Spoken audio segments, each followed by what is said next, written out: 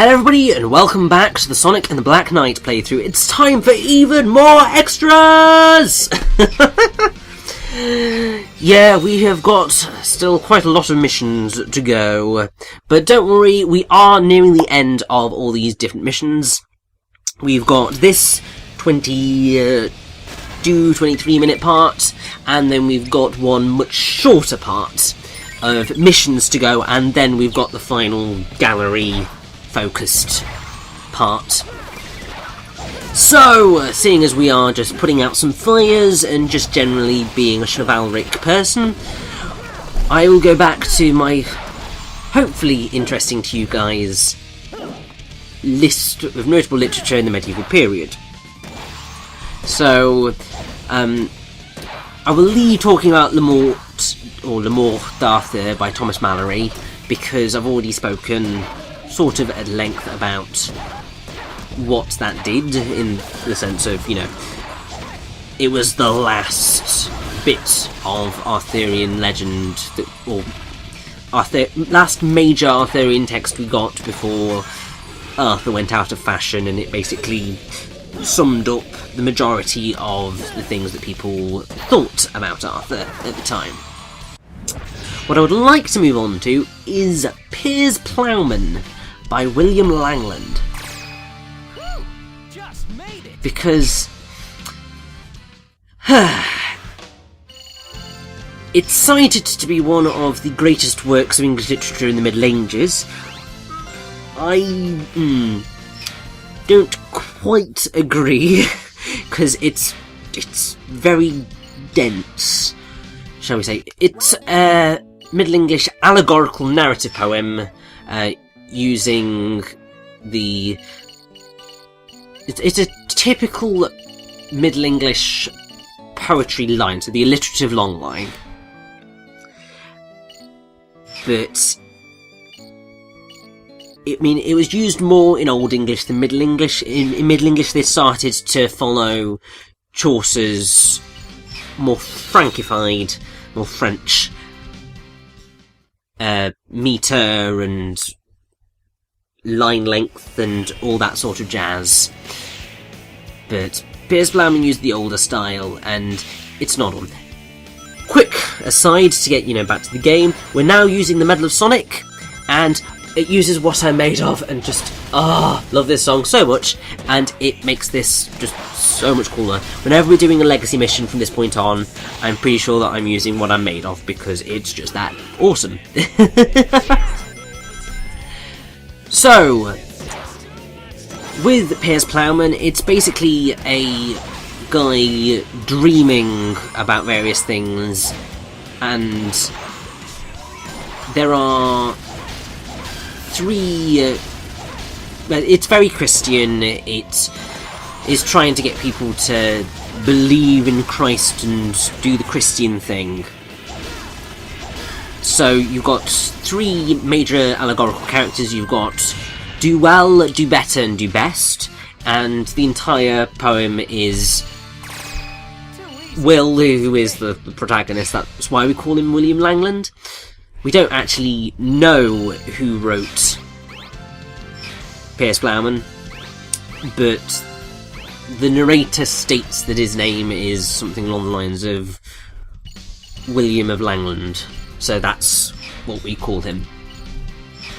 But there are various visions where he meets Lady Mead or Payment, and there's a character called Conscience, and there's affairs and all sorts. There's sermons on 7 deadly sins.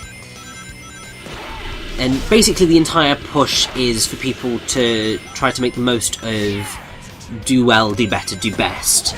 But it works its way up to Will seeing the crucifixion of Christ, and he he sees it as a fight between Jesus and the devil, and Jesus is a knight of Christ.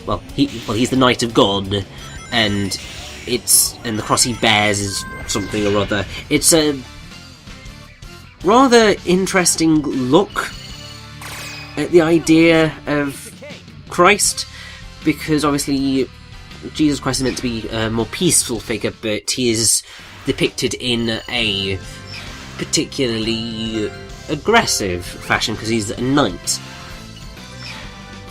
But the climactic sequence is where you have the harrowing of hell, where the four daughters of God, truth, justice, mercy and peace, debate what happened and how whether Christ definitely did go to hell and why and all that sort of stuff. And then there's the creation of the church, and there's a character called Piers the Plowman who then becomes a figure who's basically the same as Christ, and it gets all really complicated,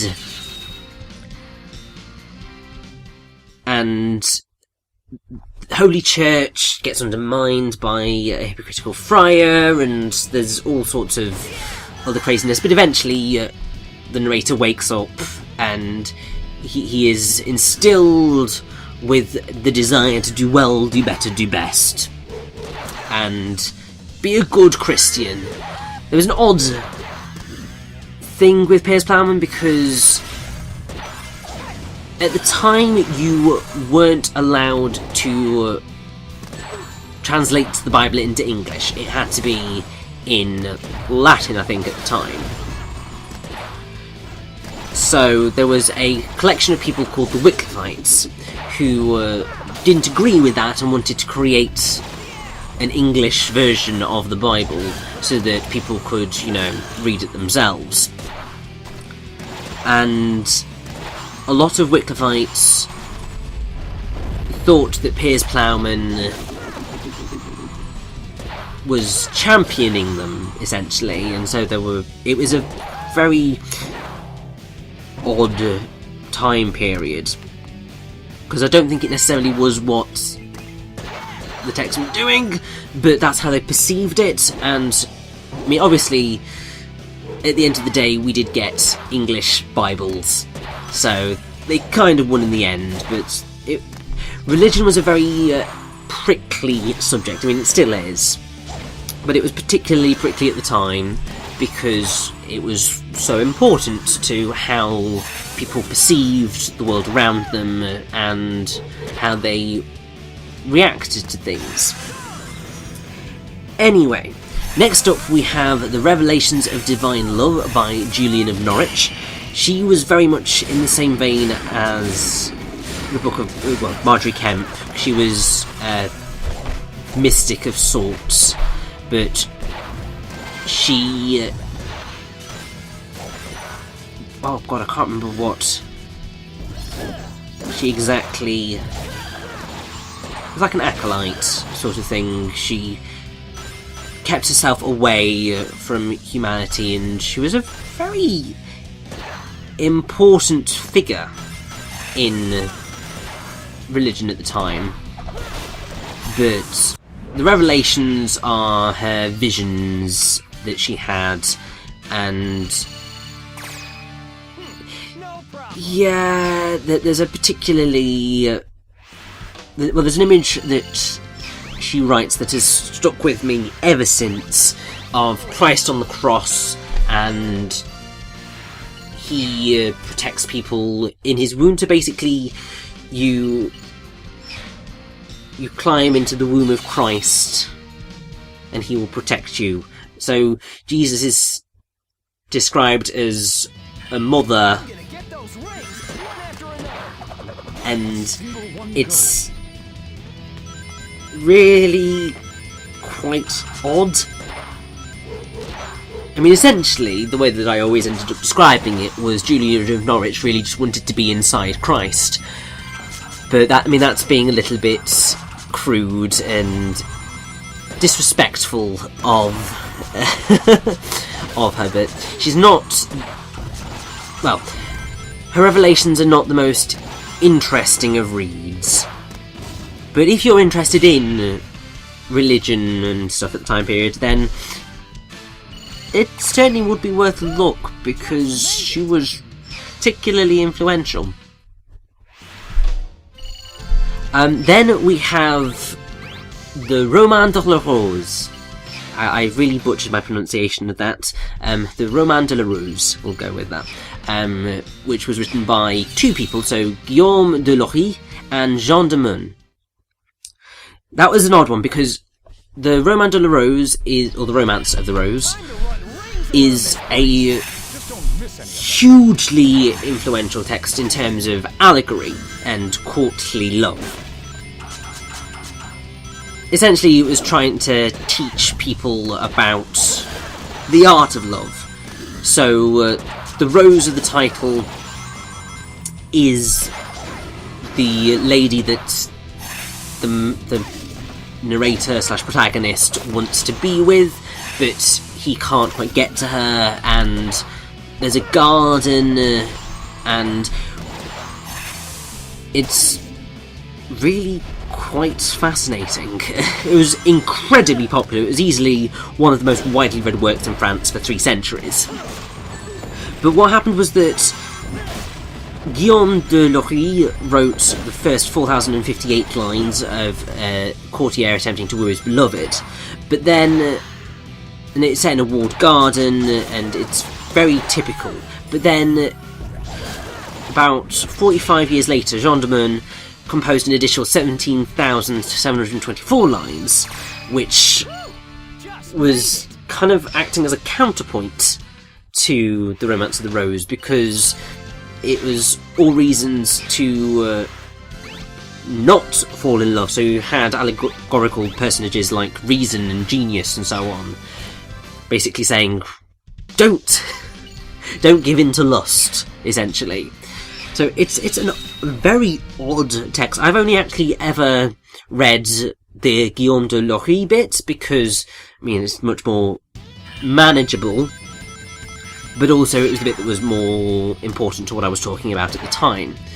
But it had so much influence over Middle English. I mean, Geoffrey Chaucer was definitely familiar with the original French text, and it influenced him, and therefore it went on to influence everybody else in literature as well. So I think that's all. And also, when I was at uni, in the university library, they had a thing where they had some medieval manuscripts out, and they actually had some copies of The Romance of the Rose, and the illuminations were they were beautiful. Oh, it made me so happy. Oh. Anyway, then we have Sir Gawain and the Green Knight, which I have, I believe, also already mentioned, by an anonymous author who also wrote Pearl and a few other things, actually. I mean, we call him the Gawain poet because of Gawain and the Green Knight. That's the most famous one. But he also wrote Purity and Patience. They're all religious narrative poems, working in very much the same vein as The Romance of the Rose, because it's all about... Well, Pearl in particular is about, we think, a father who has lost his daughter and wants to see her again, and there's a river and all sorts. It's a bit more of a difficult read than Gawain and the Green Knight, because it's not quite got quite as strong a narrative, but it's still a fascinating read. Then you have The Song of Roland, which was written by an anonymous French author, which is essentially an epic. It's based on the Battle of Roncevaux in 778, during the reign of Charlemagne. Charlemagne's a character in it, and it's a battle against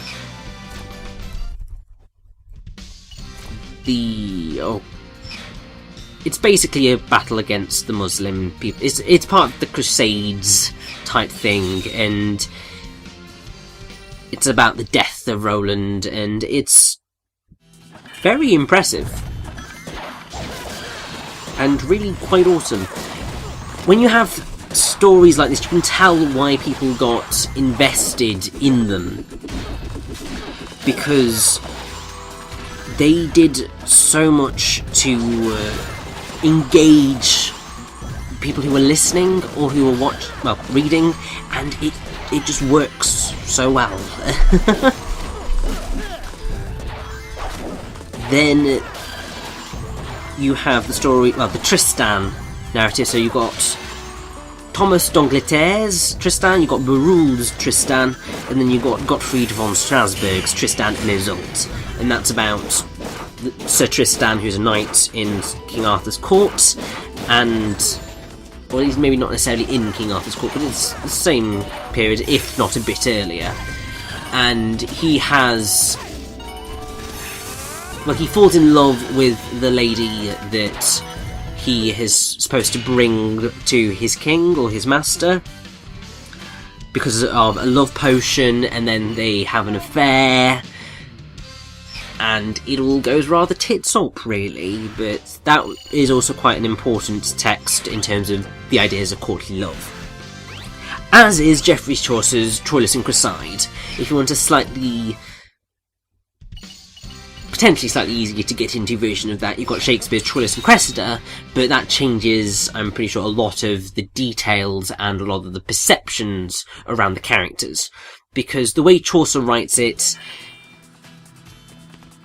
you feel bad for pretty much everybody in the story, including Cressida, even though she ends up going off with another guy at the end.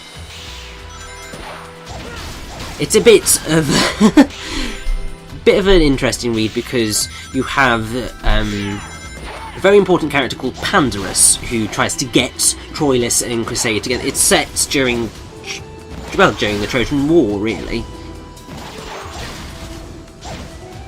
And yeah, Pandarus tries to get them together because Troilus is very much in love with Cressida, and he swoons. There's a lot of swooning.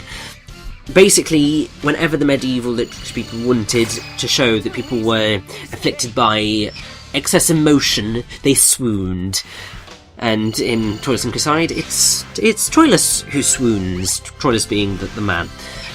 Which is it's rather hilarious, but it shows the extent of the idea of courtly love, because a lot of the principles of it were that the man couldn't live unless his love reciprocated those feelings. It was really a very strong case of emotional blackmail.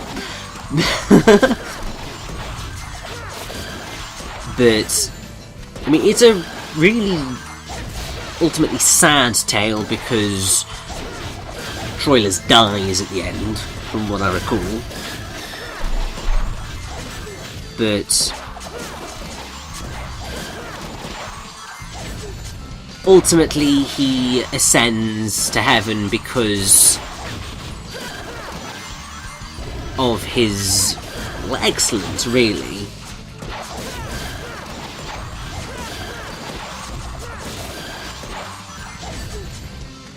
And it's all to do with love, and it's a good story. I would go into the final story that I can really go on. I mean, we have the Younger Edda, which is the other Norse thing by Snorri Sturluson, but obviously I can't really go into that because that would require a further jaunt into Norse mythology, which, as I said, isn't exactly relevant to English literature. And then the last one is Ivan, the Knight of the Lion, and I've already spoken at length about Chrétien de Troyes. There are many other texts on this list that you could talk about. I mean, like Il Milione, which is the Travels of Marco Polo, but that is something that I would probably go into were I to ever do the Uncharted series, specifically Uncharted 2.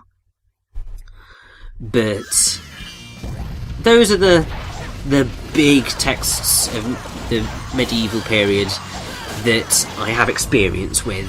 So hopefully, if you think any of those sound interesting, you will go and have a look at them. I would certainly recommend it. If you can get them in translation, that would certainly be easier for most people, because unless you've read Middle English, or, you know, Old French or what have you, because half of them are in French, you're not going to understand a word that they're saying. But even reading them in translation, you can get a good idea of what they're going for, really. And I think as time... well, if you go looking for things, you'll find stuff to enjoy, I think. Because a lot of these texts I don't think I would have naturally gone and found. I mean, if it weren't for my degree, I don't think I would have ever gone anywhere near medieval literature, because I would have thought, well, I'm not going to understand a word of it. But no, like, half of the way that some of these writers tell their stories is very much in line with the type of literature that I enjoy. And so I'm very glad that I had the opportunity to study them and know about them. Obviously there are a collection of texts within there that I am less fond of, like Piers Plowman, like Julian of Norwich's Revelations of Divine Love, like Andreas Capellanus's On Love. But then there are some really, really good texts out there, and there's some really good medieval romances as well. I mean, you've got King Horn. What are the other ones?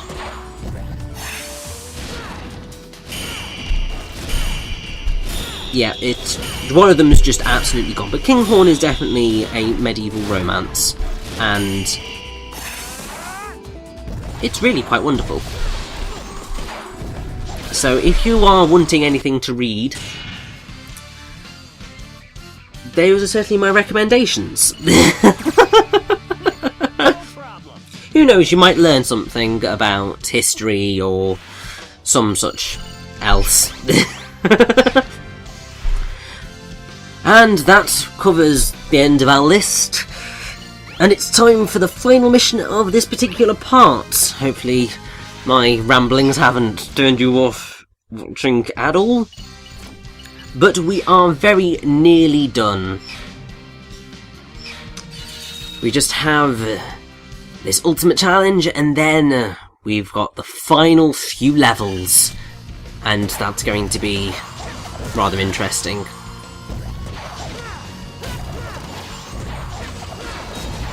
Now, I have to say, I tried my hardest to do well at this particular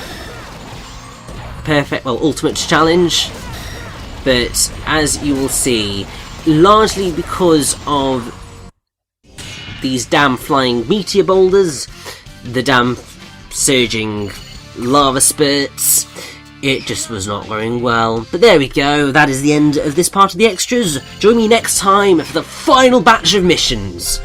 Let's do this.